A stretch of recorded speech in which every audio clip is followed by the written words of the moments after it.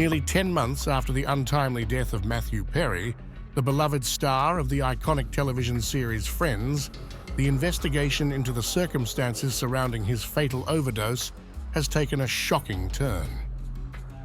On Thursday, federal prosecutors announced charges against 5 individuals, including Perry's personal assistant and 2 medical doctors, all of whom are alleged to have played roles in what authorities have described as a broad underground criminal network responsible for supplying Perry with the powerful anesthetic ketamine. The U.S. Attorney for the Central District of California, Martin Estrada, outlined a chilling narrative of exploitation and deception. According to Estrada, the 2 doctors involved preyed upon Perry's well-documented history of addiction, knowingly providing him with dangerous amounts of ketamine in the final months of his life. Following Mr. Perry's death in October of last year, law enforcement, my office, and our partners represented on this stage began an in-depth, wide-ranging investigation. That investigation has revealed a broad, underground criminal network responsible for distributing large quantities of ketamine to Mr. Perry and others. This network included a live-in assistant, various go-betweens, 2 medical doctors, and a major source of drug supply known as, quote, the ketamine queen.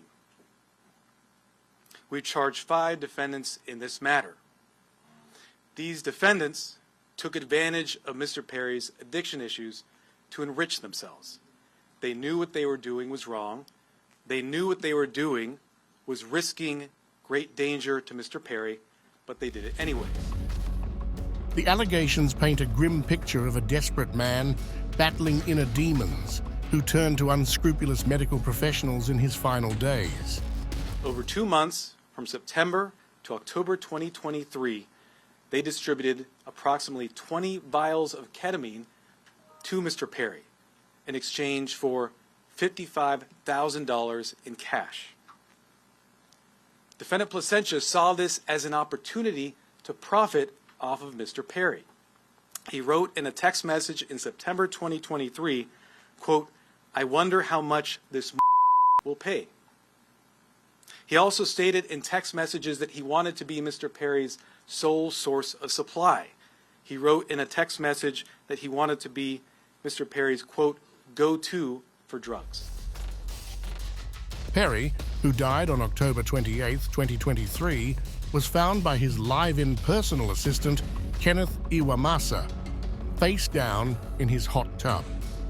The 54-year-old actor had received multiple injections of ketamine on the day of his death, administered by Iwamasa himself.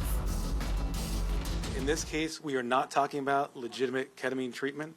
We're talking about 2 doctors who abused the trust they had, abused their licenses to put another person's life at risk. Also adding to the disturbing revelations, authorities said that in one instance, Perry paid $2,000 for a vial of ketamine that cost one of the physicians just $12. In the 2 months leading up to his death, Perry reportedly paid the doctors around $55,000 in cash, a staggering sum that underscores the desperation and exploitation at the heart of this case. The revelations surrounding Perry's death have cast a long shadow over his legacy. Known to millions around the world as Chandler Bing, the witty and lovable character from Friends, Perry's struggles with addiction were no secret. His battles with substance abuse were well documented, and he often spoke openly about his efforts to overcome them. The involvement of medical professionals in Perry's death is a particularly troubling aspect of the case. The very people entrusted with his care are now accused of betraying that trust in the most egregious way possible. For the millions of fans who admired Perry's work and cheered for his recovery, the details emerging from this case are a heartbreaking coda to a life that was already marked by so much pain.